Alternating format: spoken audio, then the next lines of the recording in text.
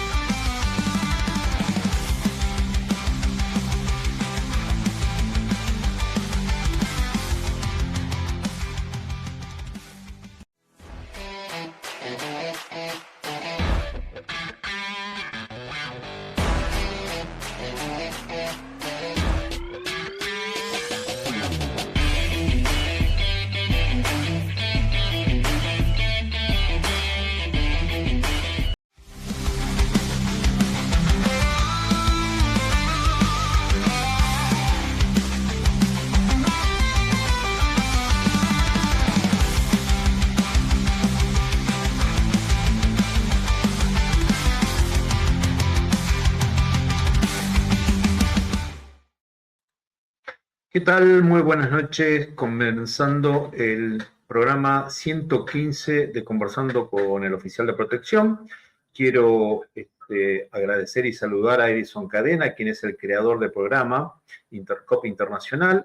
En este caso, hoy voy a estar solo, me dejaron abandonado, mi compañera Romina, mi compañero Guillermo, vamos a tener que salir andando en bicicleta, así que no hay ningún problema. No quería olvidarme de dos personas que siempre están con todo lo que son las redes, que es la agencia Ailus Media, Ailem y Ailu. También, a ver quién más tenemos para saludar. No tenemos efemérides, al no estar Romina, no hay efemérides, así que vamos a ir presentando a nuestra invitada, ¿sí? Nuestra invitada tiene un extenso currículum, un tema bastante, no sé si controversial, pero sí va a ser dinámico, ¿no? Y también tiene que ver con el nombre, la criminodinámica del homicidio de la amenaza al acto. Pero antes de eso vamos a conocer un sucinto CV de nuestra invitada del día de hoy, que es bastante extenso, pero eso no quita de que también queremos conocerla un poquito más. Es licenciada en Criminalística del IUCE, finalizó en el 2021, tiene una especialización de Criminalidad Organizada Transnacional, tiene una diplomatura de Crimen Organizado de Delito Transnacional, es técnica en criminalística, balística forense, perito en papiloscopía también, tiene una trayectoria académica docente, estuvo en el Instituto Superior de Seguridad Pública, profesora adjunta en la materia geopolítica de la seguridad del crimen organizado, está actualmente, también en el Instituto Universitario de la Seguridad de la Ciudad, IUCE, profesora titular de la cátedra Pericias Criminalística, materias prácticas profesionales supervisadas también, y tiene una experiencia profesional muy destacada. También estuvo en la Escuela de Formación de Debate y Análisis Políticos, sede Loma de Zamora, directora ad honorem. A ver, estamos viendo ahí el currículum. Liderazgo institucional, planificación, estrategias de programas formativos en análisis político y seguridad. Coordinación de equipos multidisciplinarios para el desarrollo de debates técnicos de alto impacto regional. También está en la legislatura de la Ciudad Autónoma de Buenos Aires, asesora parlamentaria en la Comisión de Seguridad desde febrero 2023 hasta la actualidad. Asesoramiento técnico científico de la redacción y revisión de proyectos de ley vinculados a seguridad pública y ciudadana, análisis de indicadores de criminalidad para el soporte de iniciativas parlamentarias en el despacho 205. Extenso, yo dije extenso, ¿eh? Policía de la Ciudad de Buenos Aires, oficial mayor, perito superior, policía científica, bastantes años, supervisión pericial. Esta es la parte que nos interesa, gestión y firma de informes periciales complejos de las divisiones de reconocimiento antroposcopométrico y escopometría, optimización de procesos e implementación de operaciones de software especializado, Morpheus SED, para la mejora de la precisión de la identificación biomecánica y administrativa, gestión operativa, liderazgo en el despliegue territorial y servicios de prevención general como oficial primero en diversas comunas. Ahora vamos a tomar un poquito de agua. Policía de la provincia de Buenos Aires, oficial de la policía, científica, gestión técnica de la división de rastro y AFIS, sistema de identificación automática de huellas dactilares. Bien, terminamos, ¿sí? Hemos terminado y vamos a... Hoy es un día típico, estoy solo, no sé qué voy a hacer. Me tendré que estar solito, vamos a ver si la pedaleamos. En estos últimos tiempos ha habido 3 situaciones que realmente nos llevó en el programa a pensar y hemos escuchado a muchos profesionales, colegas de mi compañera que realmente están mucho más allá de lo profesional, con un currículum, con un conocimiento extenso, pero en los programas siempre tienen, en los programas actuales de televisión, tienen poco tiempo, no pueden explayarse, no pueden hablar, y dijimos, bueno, si tenemos a alguien de la envergadura de nuestra compañera, ¿por qué no dedicar un programa exclusivo, sin límite de horario? Ya me empezaron a llegar preguntas, no saben de qué vamos a hablar, pero me llegan preguntas, pero bueno, vamos a ver. Estos 3 casos son de público conocimiento. El último fue de Agostina Vega, de la ciudad de Córdoba, Noelia Rivero, de Temperley, Dulce María Candias, de Misiones, y esto hace que nos replanteemos, ¿no? Un poco todo lo que viene sucediendo, y hemos decidido, y vamos a recibir con un fuerte aplauso, si por ahí me demoro un poquito porque estoy buscando todo, de estar solito, hago todo solo, peor que antes. Por lo menos antes hablaba alguien y yo iba buscando las cosas. Vamos a recibir a mi compañera con un fuerte aplauso, que realmente va a ser un placer tenerla en este mano a mano. ¿Qué tal? ¿Cómo va? ¿Cómo va? Te iba a mandar mensaje, bueno, cortá con el currículum porque si no seguimos y no paramos. No, pero yo creo que hay veces, sí, yo también me pongo colorado y empiezo como que uno le da vergüencita, pero bueno, y eso que lo hice cortito y me mandaste el cortito. No quiero el largo, lo vi y dije, estamos todo el día. No, pero... bueno, primero, o sea, por momentos eso sí, nos sonroja un poquito hacer un currículum tan extenso, pero a veces también pasa por esta cuestión de meritocracia, ¿no? Que uno tiene que demostrar todos los días, constantemente, y en base a todo el esfuerzo de adquirir conocimientos académicos o científicos de la mano de muchos grandes, porque desde Raffo, el doctor Vázquez Fanego, la doctora Almada, bueno, un sinfín de grandes profesionales que han dejado y han impactado en mi persona. Yo cuando de repente encuentro un profesional, casi como que idolatro y me vuelco en su escuelita, ¿no? Sí. Porque yo digo también, cuando doy clases, digo, respeten a todos los profesores y docentes, cada uno tiene su manual de enseñanza y obviamente a cada uno les va a servir entre lo bueno, lo malo, lo que más le interese a quien escuche, ¿no? Sea alumno o sea una persona interesada en el tema. Entonces, desde mi lugar, todos estos años que me he dedicado a adquirir conocimientos científicos y después, gracias a Dios, las fuerzas por las que he transitado me han permitido trabajar tanto en campo como en laboratorio, o ahora aplicando ese conocimiento y esa experiencia, poder asesorar y aportar mi granito de arena desde otro lugar que me toque. Así que bueno, agradezco la introducción a mi colega bueno, y el apoyo de tantos otros. Dijiste algo que seguramente vas a coincidir, el estudio académico del profesor, ¿no? Pero también la experiencia, porque creo, aunque los dos profesores o vos y un colega estén en el mismo caso, van a ver cosas distintas, lo van a manejar distinto, o sea que también el alumno o la persona que está escuchando del otro lado, la experiencia del mismo lugar porque estuvieran en distintas ópticas, uno del lado y el otro de la izquierda, y van a analizar y van a debatir, van a discutir lo que después presenten, ¿no? Pero realmente es rico cuando un profesor sale del escritorio, como se dice, y te cuenta la experiencia, creo que es doblemente rico. Doblemente Totalmente, rico eso. totalmente. Aparte, lo complejo de esto, ¿no? En la parte científica, es que así como el delito vive transmutando, también los académicos y los profesionales tienen que ir adaptándose a eso. Y lamentablemente, tanto la justicia como estos profesionales, siempre vamos a estar un pasito atrás, ¿no? Porque Sí. ya el hecho se consumó y en base a ese hecho empezamos el marco de la investigación y aportando con todas las evidencias y lo que vamos recolectando en estas hipótesis que se van dando a lo largo de toda la investigación.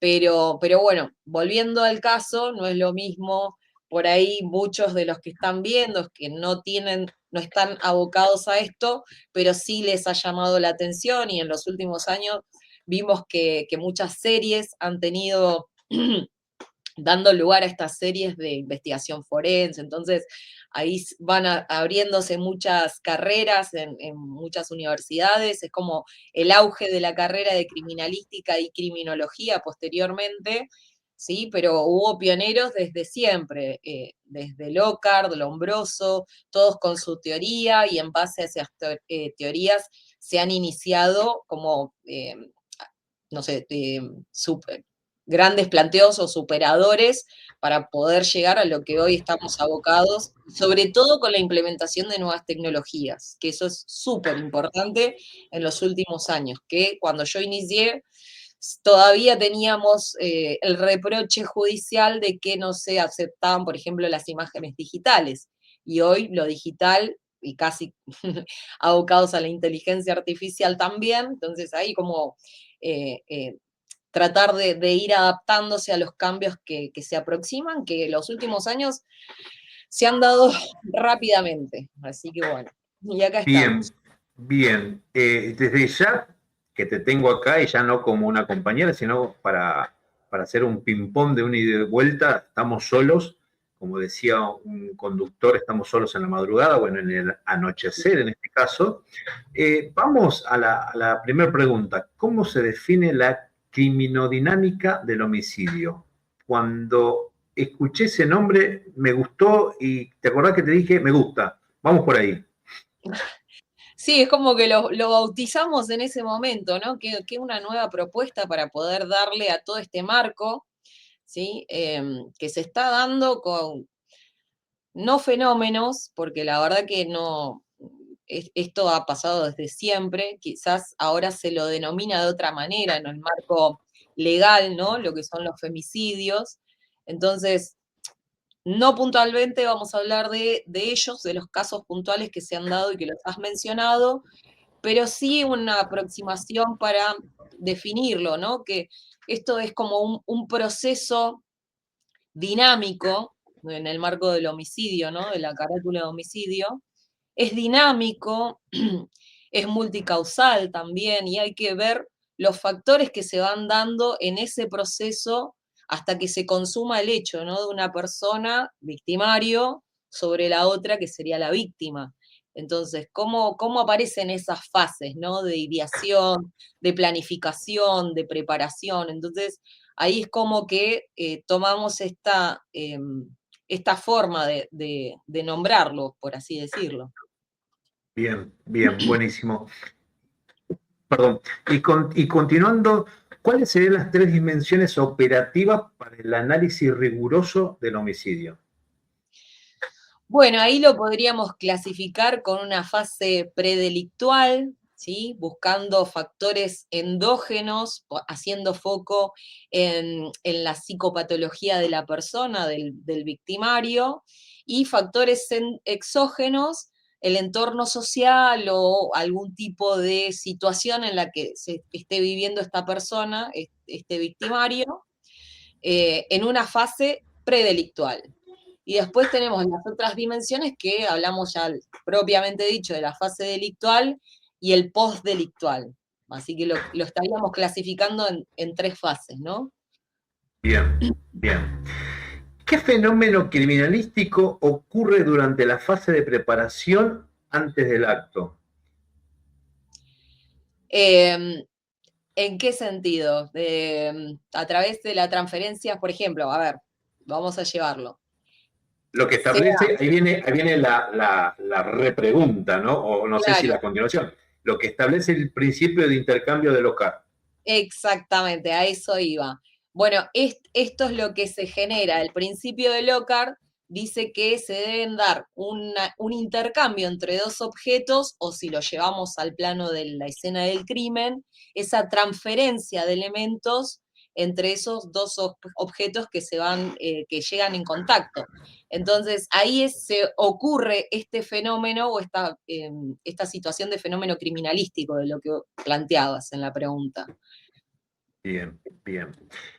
¿Sabés que tengo mensajes y como tengo mi guía, mi ayuda, acá tenemos gente que dice Sabrina López, vamos Romy, y Sabrina también te dice, siempre tan clara. Bueno, bien. A ver, en esa parte también quiero hacer mi mención y vuelvo a insistir con cada docente con su manual o cada científico con sus aportes desde la práctica, la experiencia y demás. Yo vivo aprendiendo y me encanta. Pero lo que yo intento transmitir, no solamente desde lo académico, sino citando muchos ejemplos y en base a esos ejemplos también las experiencias buenas y malas también, porque al trabajar en la escena que es muy compleja, porque todos los hechos son diferentes, ninguno se vuelve a repetir, incluso cuando hacen en la etapa de una recreación de la escena o, o volver a una escena ya trabajada, es complejo porque es única, es irrepetible. Entonces, bueno, poner claros ejemplos y ahí ya me voy hacia otro lugar que espero llegar en algún momento, saliendo un poco de la criminalística, siempre debo hacer la parte preventiva, ¿no? Y las advertencias. Y lamentablemente tenemos que hacer hincapié en esta fase de prevención antes de que ocurra y se consuma el hecho, porque si no, seguimos acumulando lamentablemente estos asesinatos, estos homicidios, y se convierten en estadísticas. Entonces, bueno, ahí es lo que menos queremos hablar, son de números, sino llegar a tratar de evitarlos y cuando se concretan, tratar de llegar a la verdad. Entonces, en ese marco científico hay que reunir todas estas evidencias, resguardarlas, trabajarlas, y bueno, dárselo a la justicia para que tome el veredicto final, ¿no? Qué tan importante que es la cadena de custodia, ¿no? Que esa te la dejo picando porque tenemos que ir a nuestros aliados y ahora volvemos. Dame 22 segundos. Excelente, muy bien.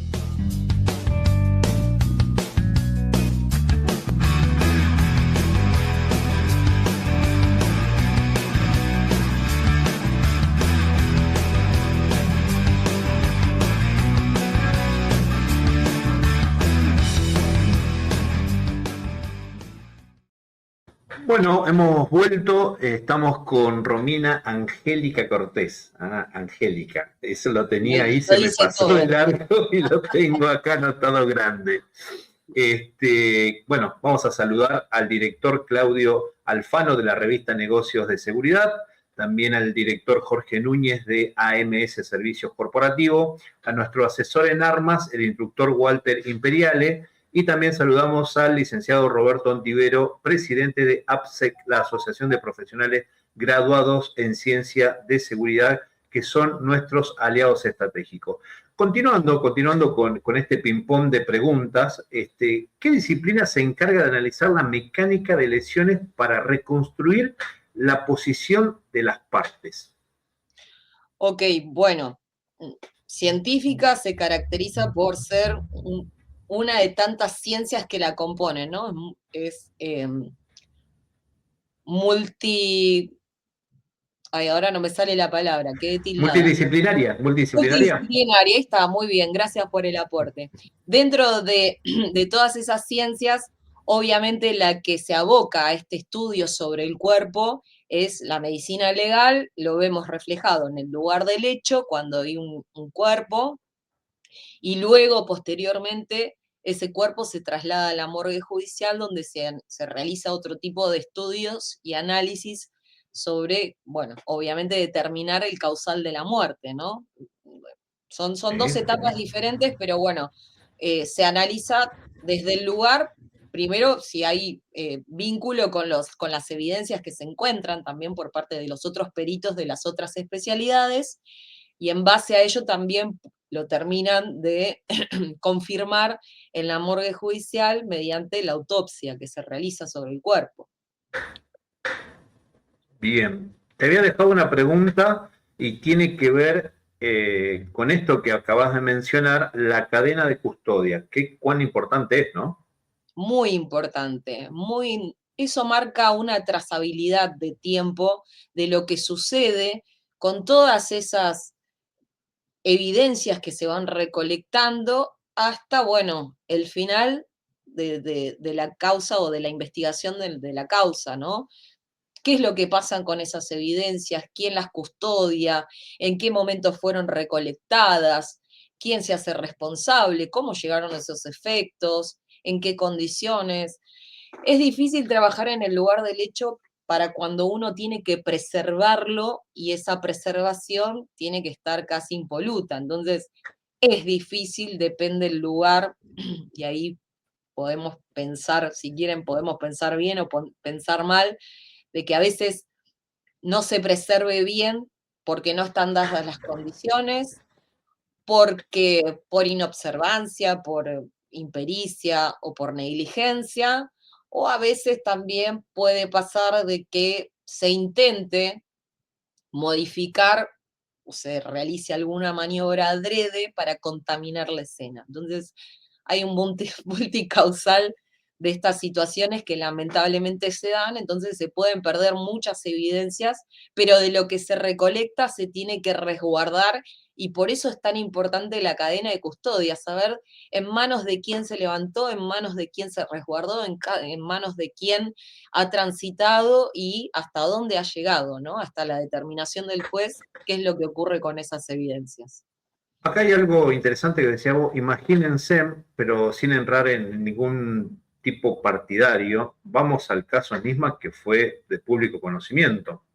Toda la contaminación que recién mencionabas vos, agrede o no, y de todo lo que dijiste vos está perfectamente, pero nos damos cuenta claramente de que la persona que estaba a cargo de llegar y despedir o sacar a todos de ahí, estaba como si fuera su casa.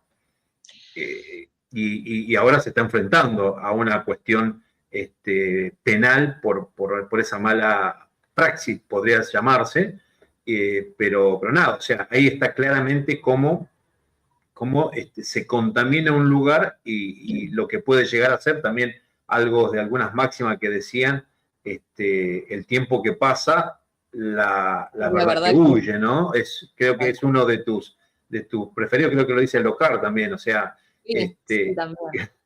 y hay otros más, pero ahí donde no quiero entrar, pero uno cuando ve CSI de la serie de Estados Unidos, que son tan perfectitos, ponen la cinta, levantan la huella perfecta, ponen en el sistema de buscado que interconectado con todas las policías del Estado, eso no existe acá.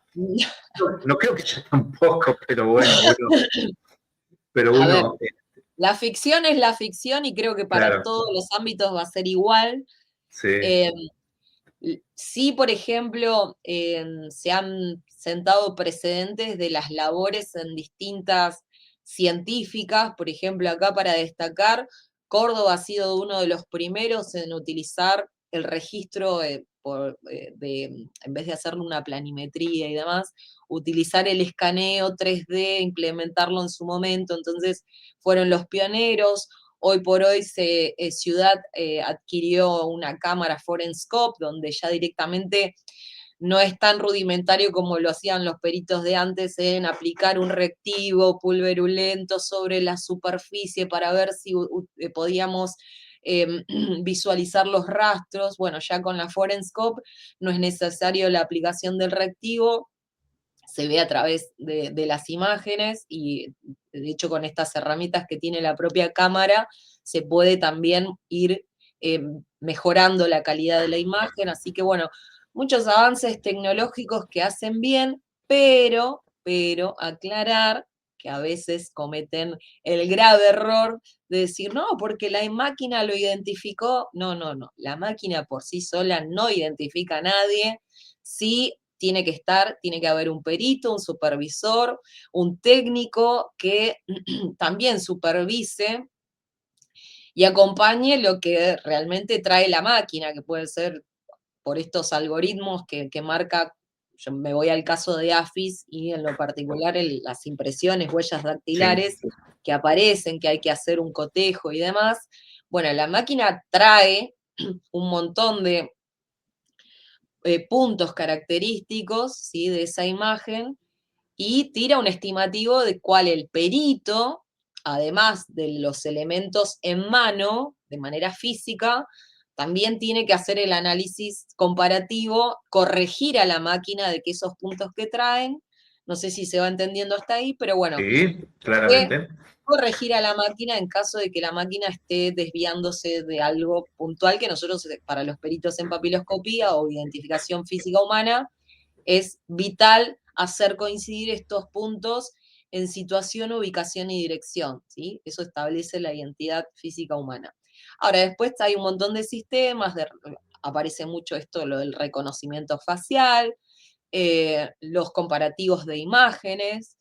Ahí ya entramos en el debate. No, no, a través de una imagen no podemos identificar, lo que podemos hacer es una individualización, porque ¿qué pasa? Si hay un gemelo o alguien que esté caracterizado, se han dado condenas, se ha tenido que retractarse la justicia en base a esas condenas que se promulgaron a través de una imagen de archivo fílmico, y que lamentablemente era una caracterización por parte del victimario, que en Estados Unidos era muy común que se utilicen las máscaras de látex desde Halloween en adelante. Entonces, Sí. la persona era, era blanca, de tez blanca, y terminan acusando a una persona de color, porque hasta incluso la propia madre había dicho, sí, es mi hijo el que está en imágenes cometiendo ese delito, pero al final resultó ser que posteriormente habían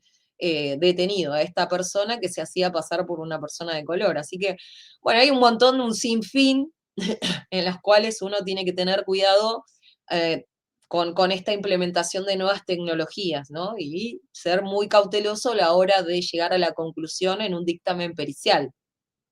Totalmente de acuerdo. También creo, y si no me equivoco, para los que no saben, y creo que en algún momento lo conversamos nosotros, yo hice un posgrado en criminalística, me encanta, y también nos habían comentado que por ADN al principio, muchos en Estados Unidos, que era el boom del ADN, muchas veces se equivocaron, muchísimos casos que se equivocaron y tuvieron que ir para atrás, y en algunos casos de pena de muerte habían sido ejecutados, pero ya el que había continuado con la investigación dijo, no, no es esta persona, porque no sé, por los rasgos que tenía en ese momento, ese ADN era de una persona de color, de raza negra, y había, no sé, mandado a la pena de muerte a una persona blanca. O sea, llegar a esos extremos, ¿no?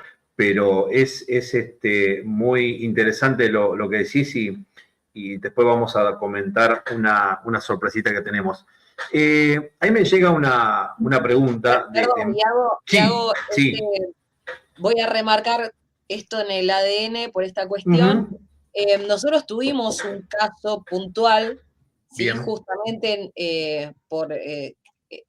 eran hermanos gemelos, el caso Wagner también, que había sido condenado o culpado a ese hermano gemelo por tener la misma cantidad genética que el perpetrador del homicidio o femicidio de una de estas chicas que ahora no recuerdo el nombre de la víctima, pero bueno, fue un caso muy resonante, pero si todos pueden buscar los que nos estén mirando en el mundo, caso Wagner, sobre la culpabilidad en estos casos puntuales donde tenía la misma carga genética. Entonces, ahí el 99,9, ¿sí?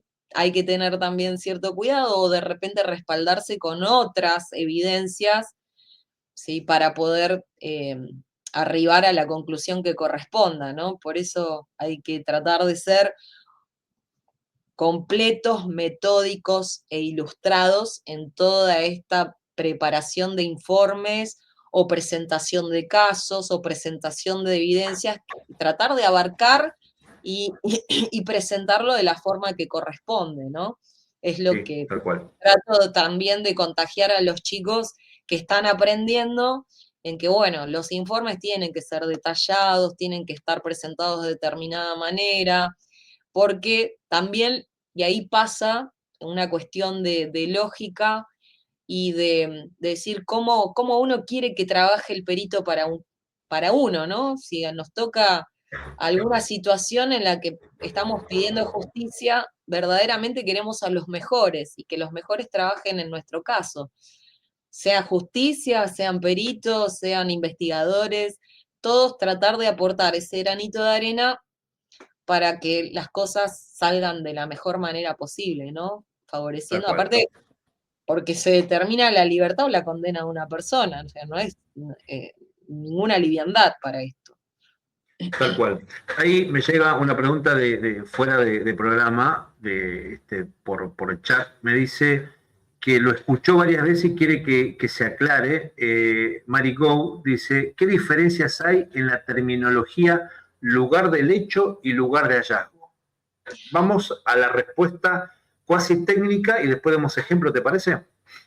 Ok, bueno, no es tan difícil, pero por ejemplo, el lugar del hecho es donde se consuma, ¿no? En este caso, el homicidio, ¿sí? Se comete un crimen, hay que investigar, hay que perimetrar el lugar, preservarlo. Cuando los investigadores o peritos o otros profesionales hablan del lugar de hallazgo, el claro ejemplo que les voy a dar es, el lugar del hecho es quizás cuando cometen el crimen sobre una persona, ¿bien? En ese lugar. Y el lugar de hallazgo es quizás el victimario traslada a esa persona, a ese cuerpo o esa evidencia a otro lugar que está vinculado, pero no es el lugar del crimen, es el lugar de hallazgo. Entonces ahí viene por ahí estas definiciones más técnicas, como lugar de hallazgo y lugar del hecho, ¿no? Del hecho que ya ha consumado.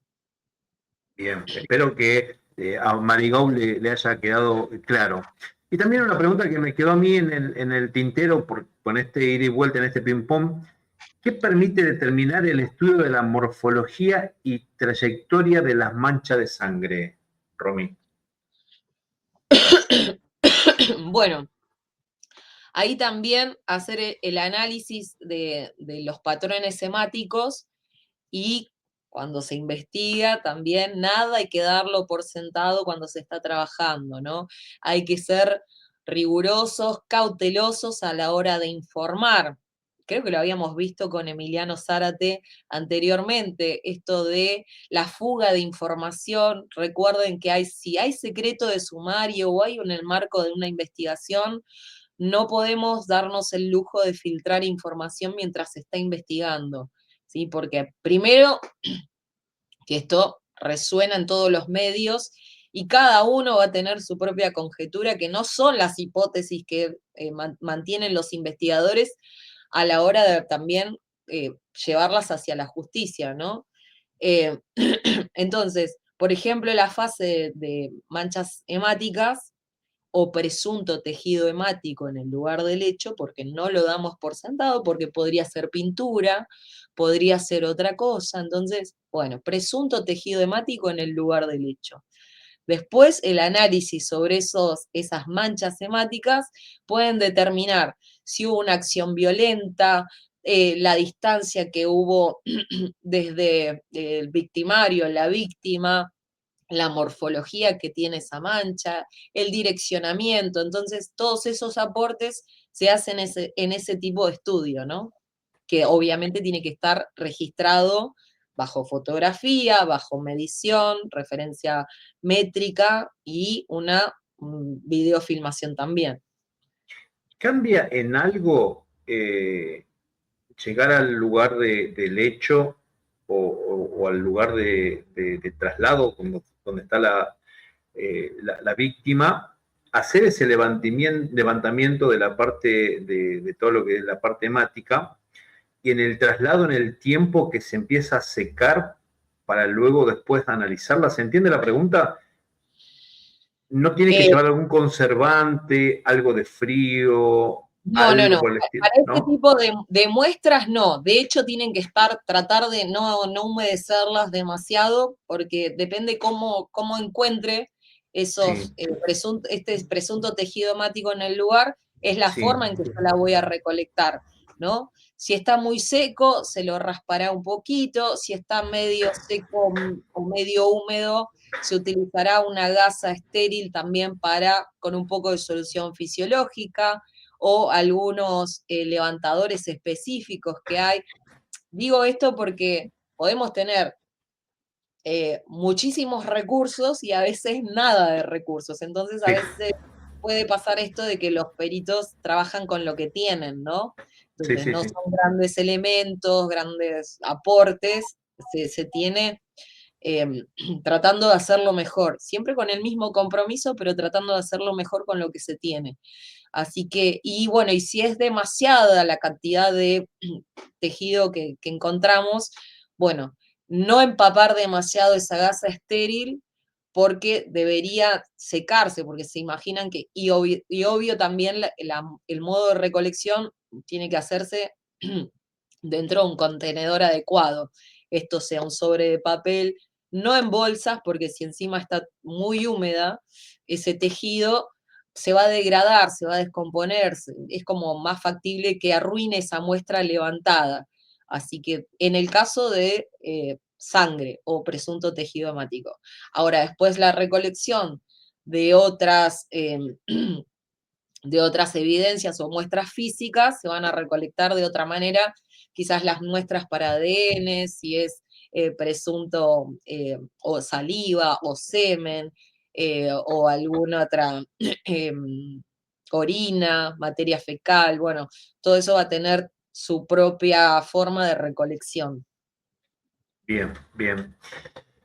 Qué, qué interesante, ¿no? Qué interesante todo esto de lo que estamos hablando, y tiene que ver con los tres nombres que dijimos al principio, que no estamos hablando de estos casos específicamente, pero sí quizás de la forma que perecieron. Eh, Estamos con la licenciada Romina Angélica Cortés, compañera, y hoy haciendo un ping-pong. ¿Cuál es el objetivo principal de la cronotanatología? ¿Y qué relación de factores determina el tiempo de la muerte en la cronotanatología? Otra palabra que cuando lo estudié no estaba. Ahora tengo que volver a estudiar entonces. Sí, esto también marca, es por parte de los médicos legistas, ¿no? Cuando muchas de las preguntas que se hacen, bueno, es ¿en qué momento murió la persona? O finalizan sus signos vitales y demás. Porque parte de estas lesiones que analizan hacen como una distinción en lo que son lesiones premortem, ¿sí? Antes de que la persona, por eso el tema de la agonía, cuál es la lesión que le dio muerte a esa persona. Entonces, toda esa etapa, o por ejemplo el tiempo de vida, sobrevida, ¿qué más? Situaciones, dónde estuvo esa persona al momento, no sé, a ver, en estas fases, ¿no? Que tiene el victimario, fases de preparación con la víctima. Entonces, Sí. bueno, en dónde estuvo con vida, en dónde pudo haber sido lesionada, en dónde pudo haber sido ya dada por muerte, ¿no? La persona ya concluye con el acto criminal. y después, posteriormente, lo que ocurra con ese cuerpo, si aparece a las horas, aparece a la semana, aparece posteriormente. Incluso también estoy pensando en dónde, cuando se encuentra ese cuerpo, en qué condiciones se encuentra, porque si es un descampado donde hay alimañas o el proceso de descomposición es otro, depende del clima, entonces ahí es como que uno va a decir, ah, no, pero está en avanzado estado de putrefacción o no queda rastros de este cuerpo. Espero que no nos cancelen la transmisión, pero obviamente yo por lo general también acompaño con imágenes cuando doy clases. ¿Por qué? Porque la imagen también impacta y podemos llevarlo a la realidad de lo que ocurre con distintos casos, ¿no? Pero bueno, lamentablemente es lo que ocurre todos los días y lo que algunos ponen en estadística, nosotros lo planteamos como evidencias y bueno, y después la justicia lo dará como prueba. Pero tiene que ver, me fui de tema. No, no, no, Crónica. no, estábamos hablando de la parte cronotanatológica, Claro, el diagnóstico pero este de la muerte, de la data de muerte también, claro, ¿no? Entonces, por eso lo ponía en distintas fases, y donde muchas de las personas que investigan o por parte de la justicia hace estas preguntas, bueno, a ver, ¿dónde termina muriendo esta persona o es dada por muerte? En qué situación, en dónde, en el lugar de hallazgo, en el lugar del crimen, en el lugar, no sé, algo, ¿sí? O cuando fue transportada, cuando fue secuestrada. Bueno, todo eso hace el cronotanato diagnóstico, que se encarga medicina legal, y perdona a todos los médicos legistas, pero bueno, igual aprendo todos los días de ellos y saludo grande. tal cual.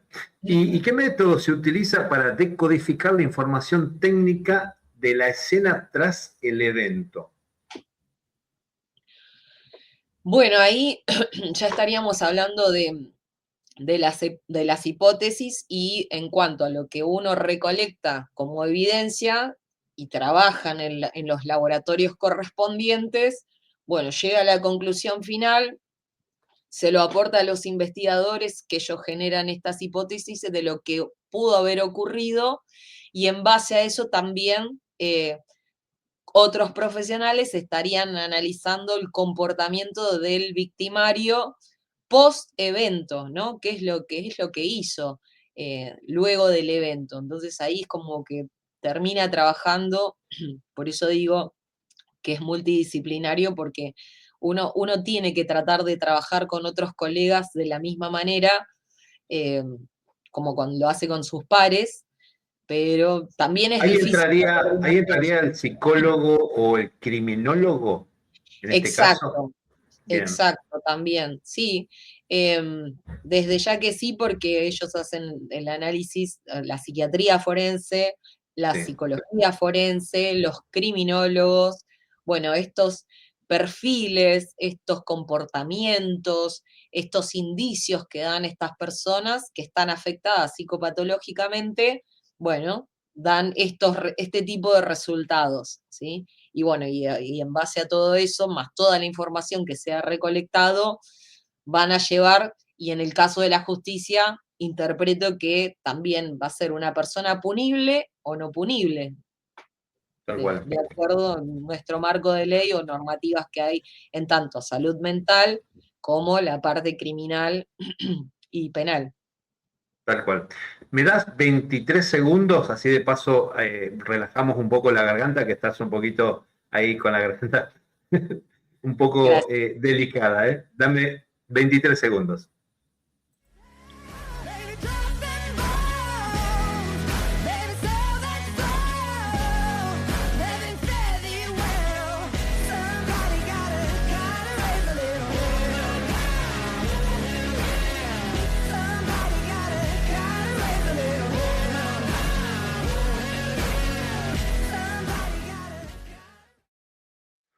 Bueno, hemos retornado y les mandamos un abrazo grande a la gente de Mosqui, que está en el microcentro, abierto de 10 a 18 horas, 19 horas. Un saludo grande para la gente de Mosqui. Ahí Mary Go quedó con una preguntita que, o sea, quería salir de esto, lo que yo te comenté recién, ¿no?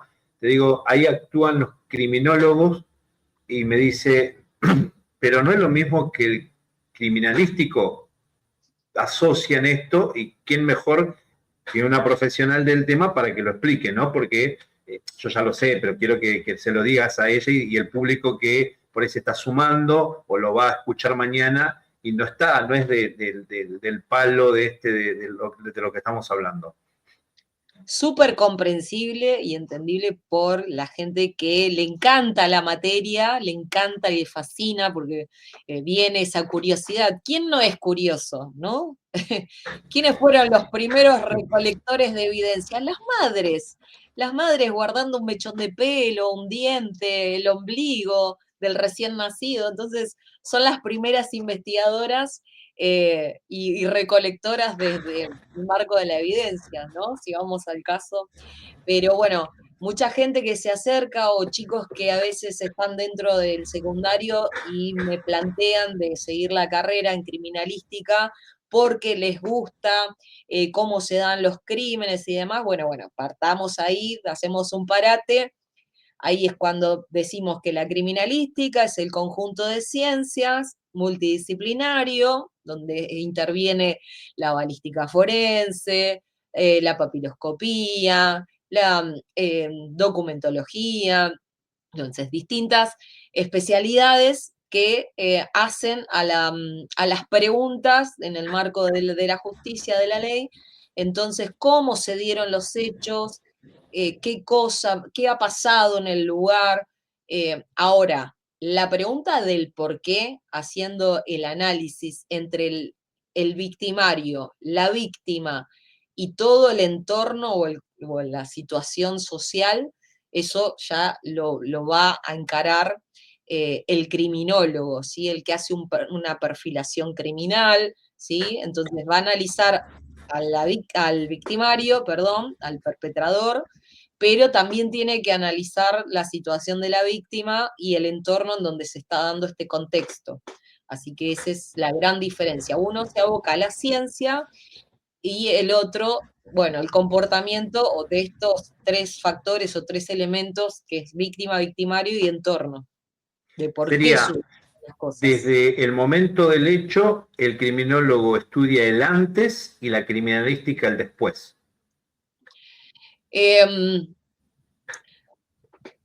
Relativo también, del antes No, de qué, del antes de cometerlo.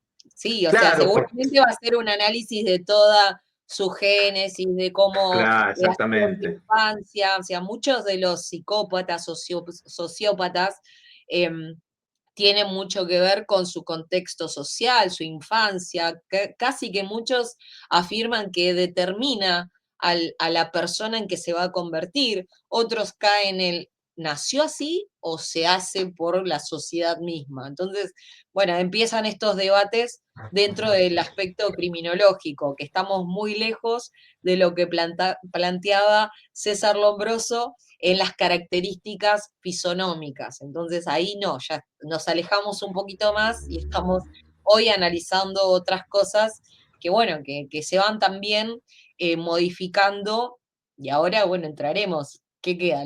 El victimario, la víctima y ¿qué será? Una inteligencia artificial que actúe. No sabemos a dónde nos va a llevar todo esto, ¿no? Pero bueno, mucha gente ha sido influenciada por un avatar. Entonces, ¿y qué hacemos ahí si no es una persona quien controla el avatar? Somos nosotros mismos, recordar lo que había dicho Emi, nosotros Claro. somos los que vamos con esos fronteos que hacemos, vamos educando a la inteligencia artificial y nos va diciendo o va actuando en base a lo que nosotros le fuimos aportando. Entonces, ya se han dado casos de personas que se han quitado la vida por seguir las recomendaciones o establecer una relación con su avatar, que era la inteligencia artificial con la que estaba interactuando. Así que bueno, preguntas que se van dando. Yo creo que para la gente que se suma recién, Emiliano Zárate fue el invitado del martes pasado y recomendó a otra colega, a Macarena, Macarena, lo que me acuerdo. Y yo creo que te tendría que haber recomendado a vos. Porque No, no, no, está porque, aparte, mira, siempre también va a haber un profesional que quizás por ahí nos dedicamos a lo mismo, pero lo vemos de diferente manera. Yo por ahí sí, en ese sentido soy más maternal, más didáctica, más pedagógica, no sé, pero bueno, siempre traigo ejemplos a la situación real de lo que está en los escritos, en los manuales, en la teoría y en lo académico, pero siempre lo tengo que trasladar a la realidad.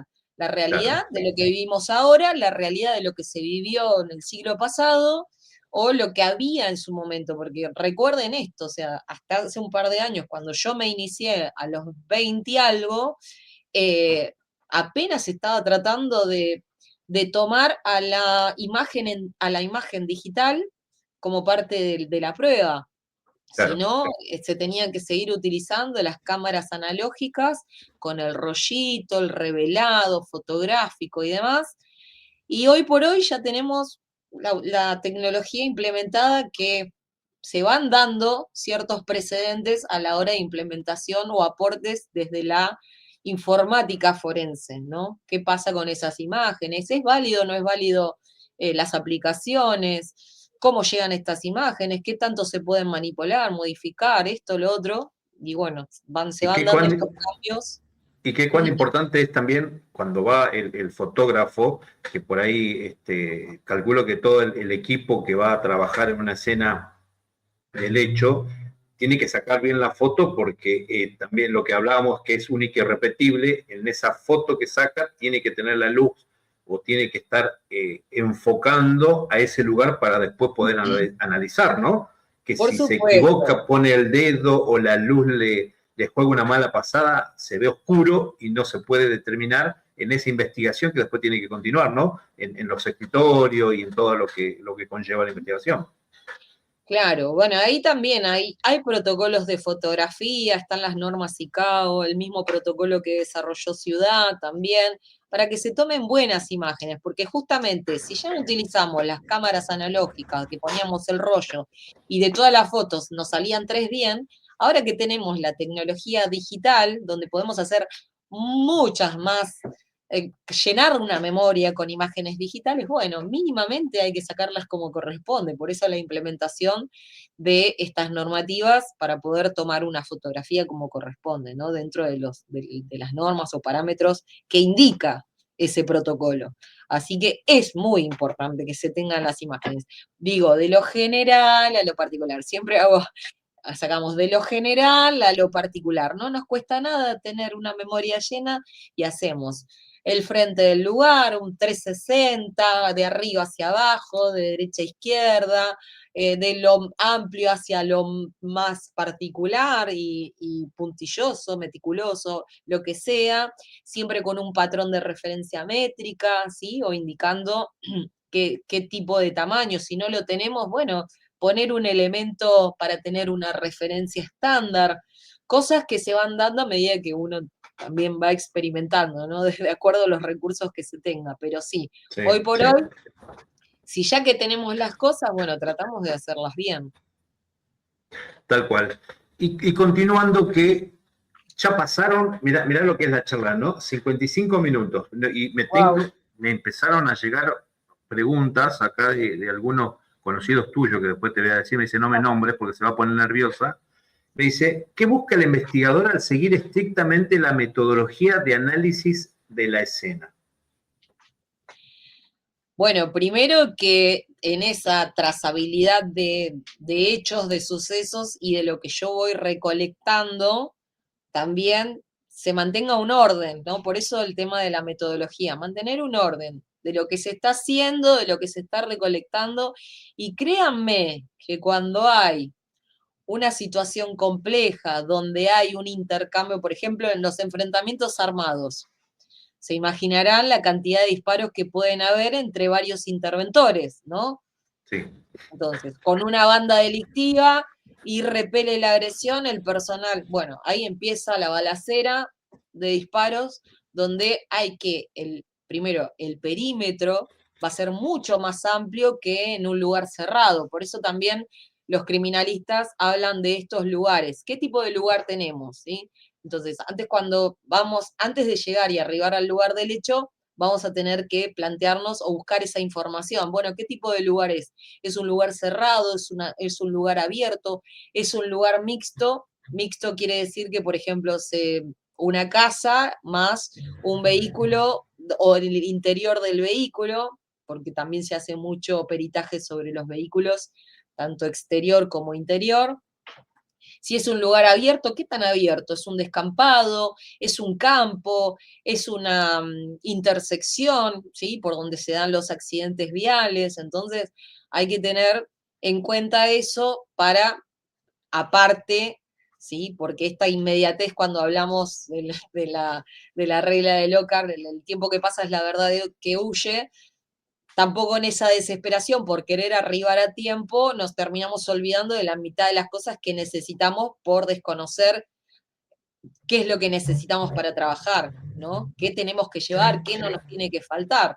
Así que bueno, es todo un combo y creo, no sé si me volví a perder o si respondí la pregunta, pero bueno. Sí, sí, sí, te sigo y espero cualquier cosa se van a comunicar y me van a decir, Claro, no no, me estuvo por llaman, otro lado. claro. Sí.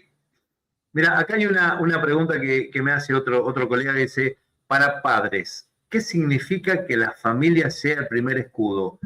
Tengo otras que después si querés tiro, pero esa me llamó mucho la atención. Mirá que pregunta para mí, y vos sos mamá, yo soy papá, creo que viene como anillo al dedo. Bueno, ahí ya me voy a poner en el papel de ex personal policial, en la parte preventiva, de seguridad, y vamos haciendo la sumatoria cuando uno se convierte en papá. ¿Cómo cambia la visión de cada uno desde que ejerce alguna profesión en particular, en este caso un servicio de emergencia? Bien podría ser alguien que está en la parte de sanidad, ¿no? Como primer respondiente. Bueno, Sí. ¿qué medidas tomamos preventivas para evitar ciertos accidentes o ciertas cosas que podíamos haberlas evitado? Entonces, es muy importante la concientización y de esta prevención que nosotros tenemos que hacer. Yo cuando digo, ¿vieron la etapa del curioso, el por qué? Porque cuando somos chicos te preguntamos todo por qué. ¿Por qué? ¿Por qué tal cosa? ¿Por qué tal cosa? Bueno, uno a veces no se quita esa pregunta y nos terminamos convirtiendo en el querer saber el porqué de todo. Y ahí, bueno, en la parte del criminalista o del criminólogo se hace estas preguntas constantemente. Pero en la parte preventiva hay que ser más observador que preguntarse el por qué. Sí, el por qué lo podemos hacer, pero es casi como se funciona de manera diferente. Ahí hago hincapié en lo preventivo, porque nosotros ahí debemos concientizar a la otra persona que tenemos, em, a darle herramientas y que la comunicación sea fluida, que el mensaje llegue de la mejor manera. Entonces, cuando nosotros despedimos, solicitamos imperiosamente que observen, tanto al personal de emergencia o lo que sea, es porque nosotros ya vamos a anticipar el riesgo que va a venir. Y para la víctima, estar en alerta también sirve, es parte de preventivo de que al estar en alerta y su actitud ya cambia, que la otra persona, el victimario, va a estar al acecho. Si uno ve entrevistas, yo invito a todos los que están del otro lado que se pongan a ver entrevistas de abusadores seriales o victimarios con psicópatas. Entonces, ¿qué tipo de víctimas buscaban? ¿Las que estaban en alerta o las que no estaban relajadas, tenían una situación difícil? Entonces, ellos utilizaban esa persona porque hacían un análisis previo, estudiaban a la víctima, entonces iban por el lado donde la persona era más vulnerable, ¿no? Si uno no tiene una familia que lo contenga, por eso a veces las situaciones para con el destino de las personas es complejo. Si hay menores, incluso personas adultos mayores, porque yo he visto muchísimos adultos mayores que han pasado lamentablemente, por la misma situación violenta, eh, que han perdido, bueno, les han quitado la vida en una extrema violencia, y bueno, uno no puede creer, pero se dan estas situaciones.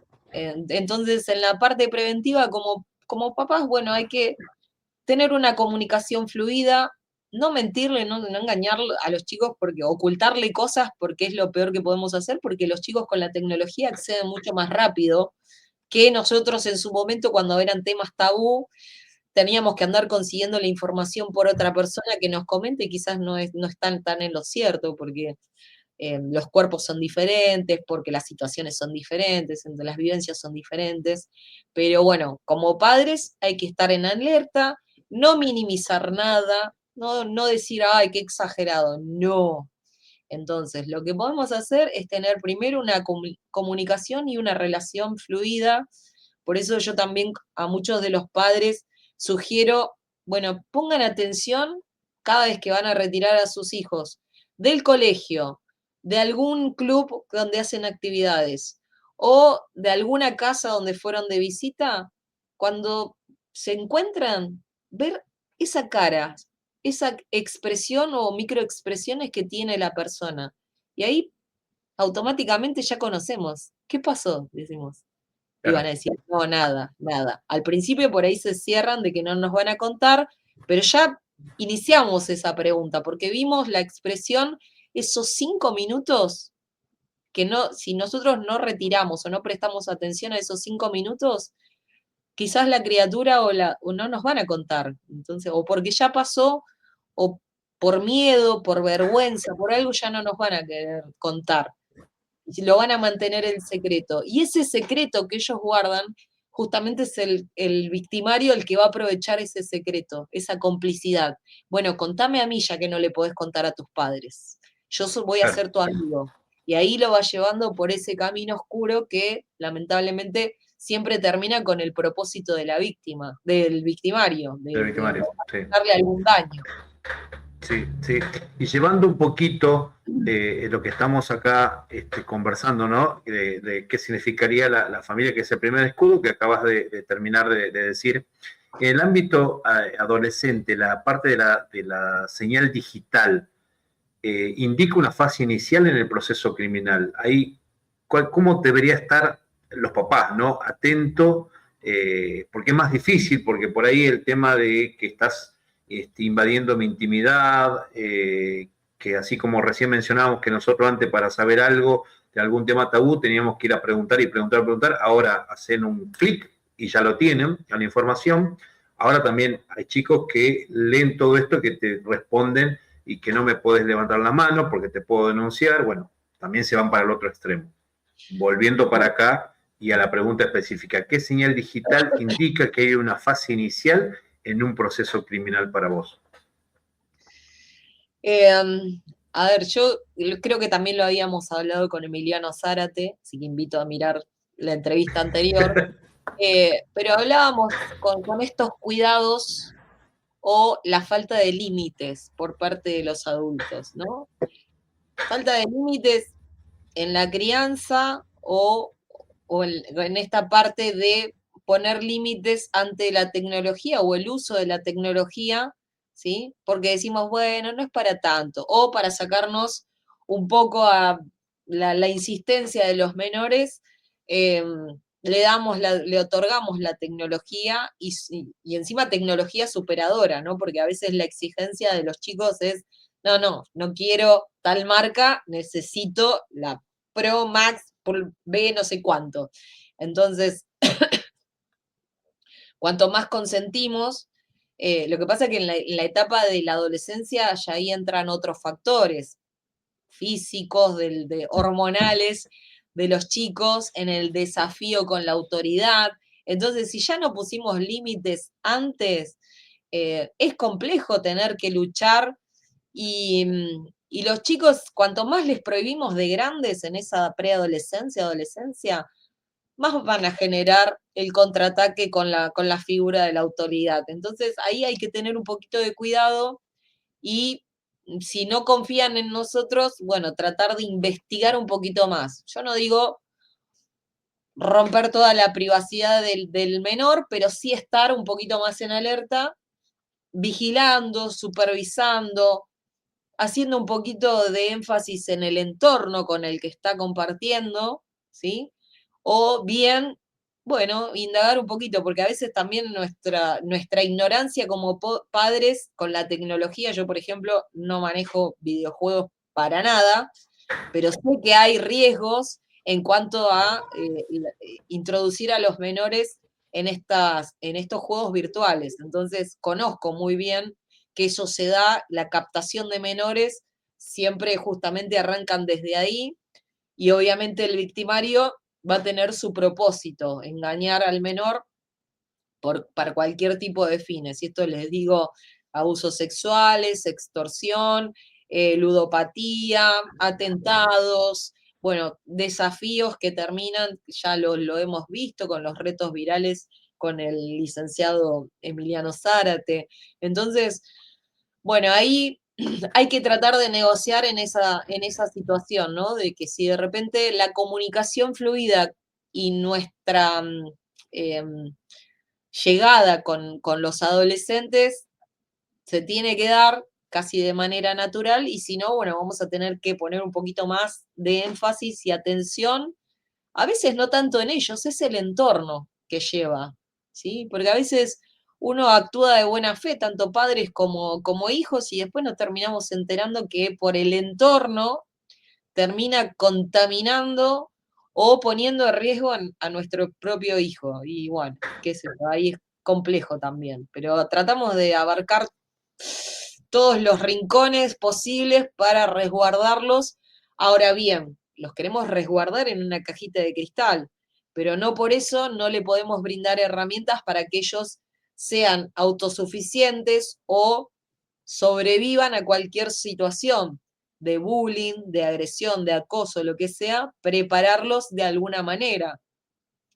Apoyo muy fuertemente el tema de la defensa personal para chicos, de saber defenderse con palabras, con el respeto, así de la misma manera correcta, como debería ser, con valores, ¿sí? Con humanizarlos, que sientan empatía por el otro, que bueno, lamentablemente lo vimos hace poquito con un video que también está disparando la cuestión social sobre un acto criminal de dos adolescentes para con un animal. Entonces, todo ese contexto violento que deshumaniza y casi estamos al borde de analizar ciertos comportamientos psicopatológicos, bueno, vemos, se lo dejamos a los profesionales, pero, pero hay que tener cuidado también, ¿no? ¿Dónde están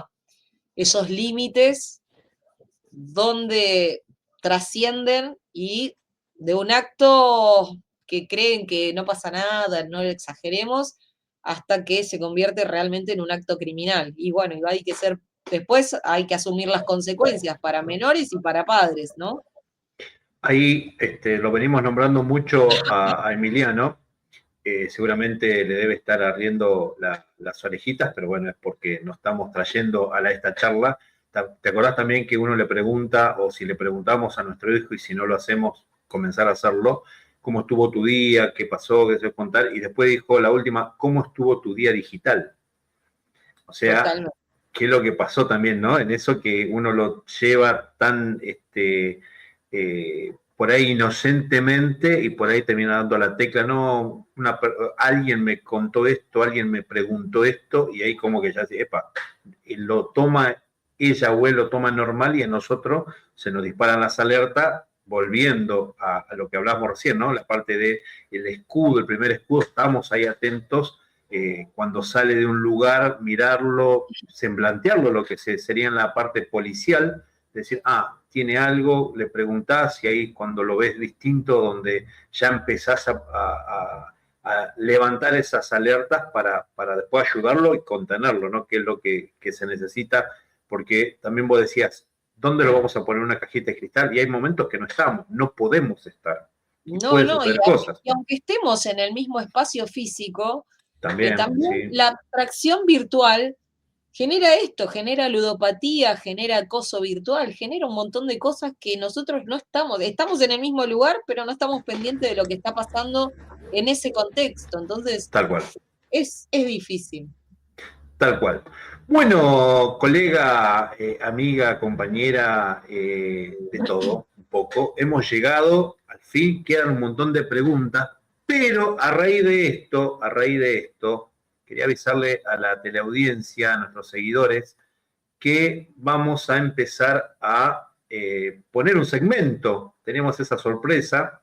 Los últimos martes de todos los meses, como acá nuestra compañera mencionó en un momento que es multidisciplinario la criminalística, los últimos martes de todos los meses va a venir una especialista de lo que tiene que ver, no sé, digamos, balística, digamos, algún especialista en la parte de tecnología, y si no me equivoco, tenemos el próximo martes, no, el último, tenemos un especialista que tiene que ver con, me habías comentado algo de rostros, que estaba ahí, bueno, o sea, comienza un ciclo nuevo.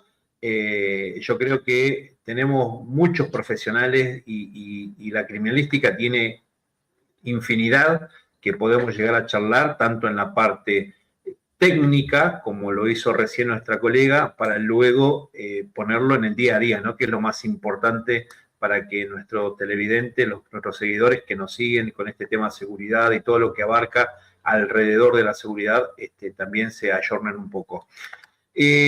Vamos a hacer distinto y comenzamos distinto y nos vamos a despedir distinto. Yo quiero saludarte, Romy, realmente muy lindo, me hiciste recordar muchas cosas cuando estaba en aula. Tendré que volver por algunos términos que comenzaron, que están nuevos y seguramente habrá avanzado un montón. Gracias por estar, gracias por acompañarme. Saludo a Guillermo, que hoy por cuestiones laborales no pudo estar, que temprano, creo que no lo dije, pero bueno, él siempre nos acompaña en espíritu y alma. Así que seguramente estará el próximo martes. Y nada, yo despedirme, algunas palabras más que quiera decir y ya directamente nos vamos y cerramos.